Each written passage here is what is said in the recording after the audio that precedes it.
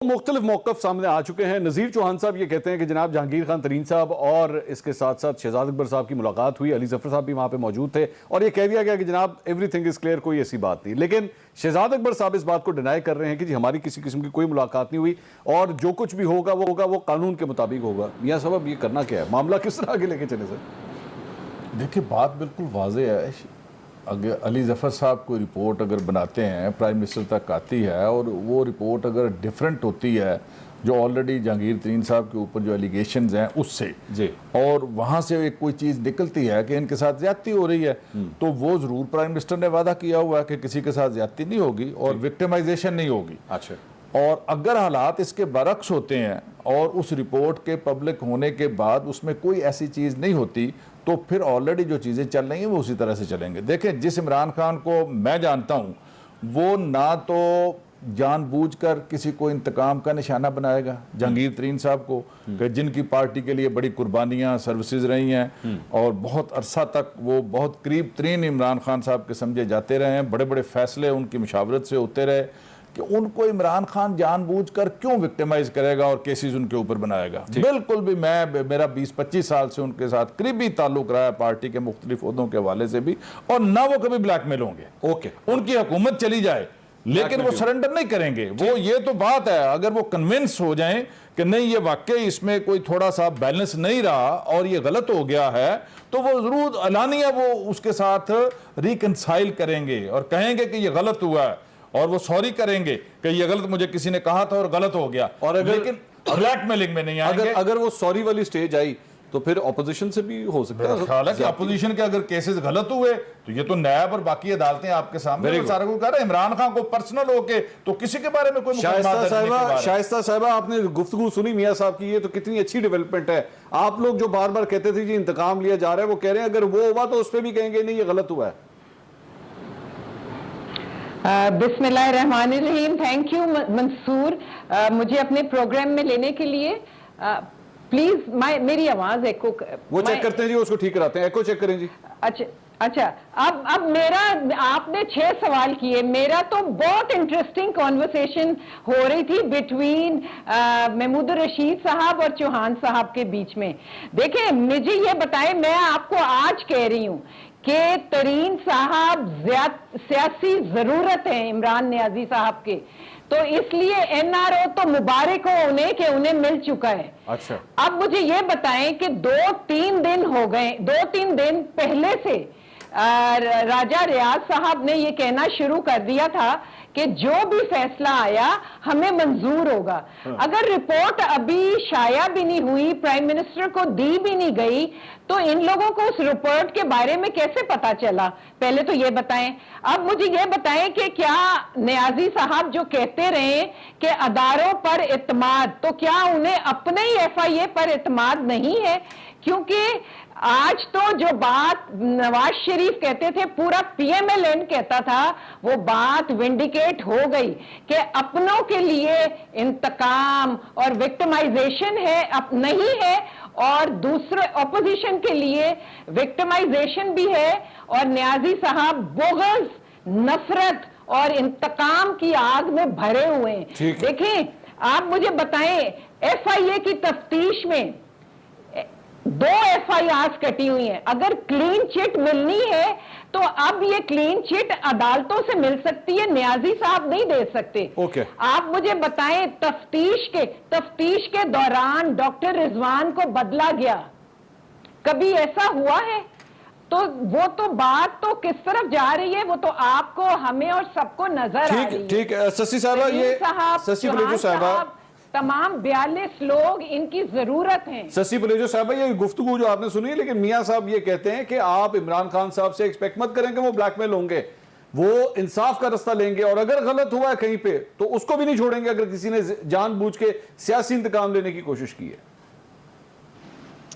मंसूर, गुफ्तगू बड़ी दिलचस्प थी कि फरियादी खुद कह रहे थे कि सुनवाई हो चुकी है, मुलाकातें हो चुकी हैं और कोर्ट के बाहर सारे ये मामला तय हो रहे हैं।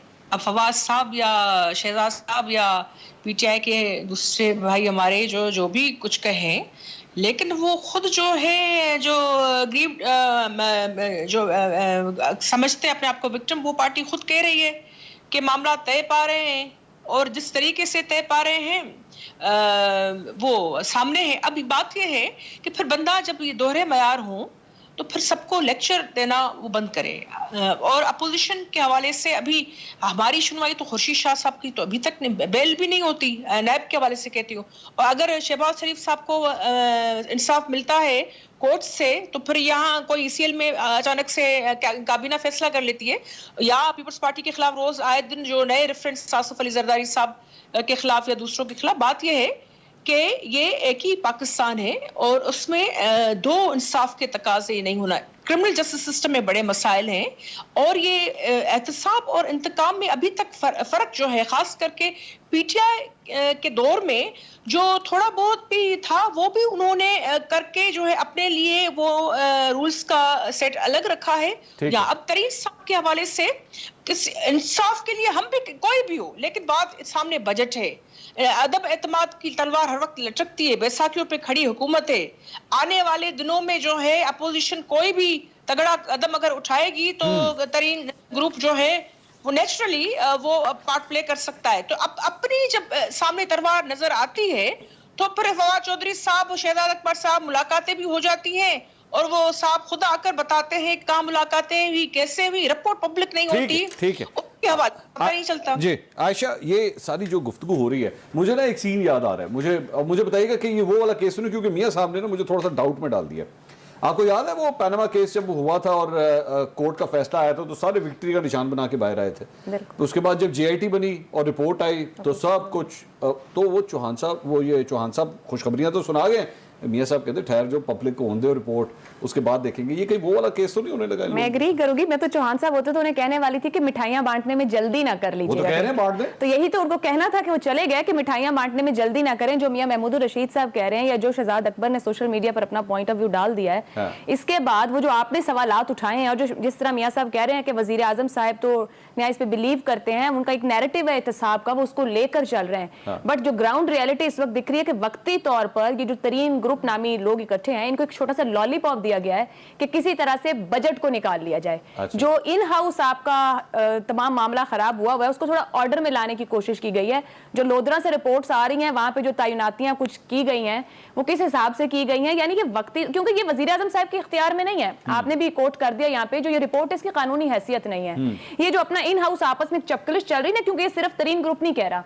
ये जो रिंग रोड पे रिपोर्ट आई है, यहाँ पर बुखारी साहब चंद दिन पहले मेरे प्रोग्राम में वो भी उधर ही इशारे कर रहे थे जो तरीन ग्रुप इशारे कर रहा है, जो वजीर आजम के करीबी एड्स हैं। बट मैं ये कहती हूँ कि एक खबर, ये जो आपने अभी खबर दी है ना, ये जो रिंग रोड वाली है और शहजाद अकबर साहब के हवाले से ये जो मुलाकातों की बात हो रही है, ये कि जी उनकी तरीन साहब की मुलाकात हुई है शहजाद अकबर साहब के साथ। अब मैं आपको यहाँ पे एक और खबर देता हूँ।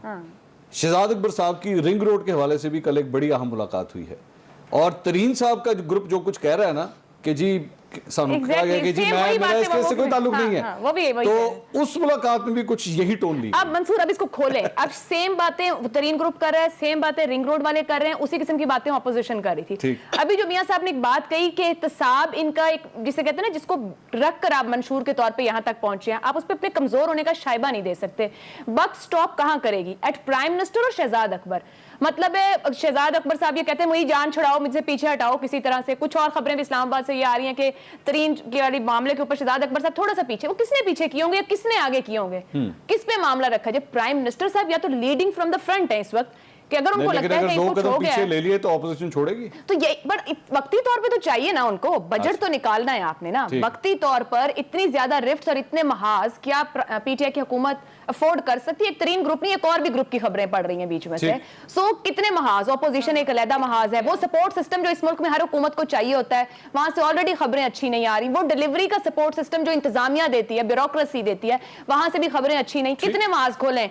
तो वक्ती तौर पे बजट निकालें। बजट के बाद पंजाब में मैदान जरूर लग सकता है, लगेगा सियासी जो है ना, लग सकता नहीं है। साजिशें शुरू है। अच्छा नाज़रीन, ये जहां पे हुकूमत के दरमियान, ये ग्रुपों के दरमियान महाज लगने की बात है, वहां पे ऑपोजिशन में भी महाज चल रहा है और ऑपोजिशन की पार्टी के अपने अंदर भी एक महाज चल रहा है। मैं नून लीग की बात, उसकी भी बड़ी इंटरेस्टिंग डिटेल्स हैं, वो मैं शेयर करता हूं एक ब्रेक के बाद। मियां साहब मुझे पता है फिर उसके बाद चौके छक्के लगाएंगे इसके ऊपर। एक ब्रेक के बाद हमारे साथ रहिए।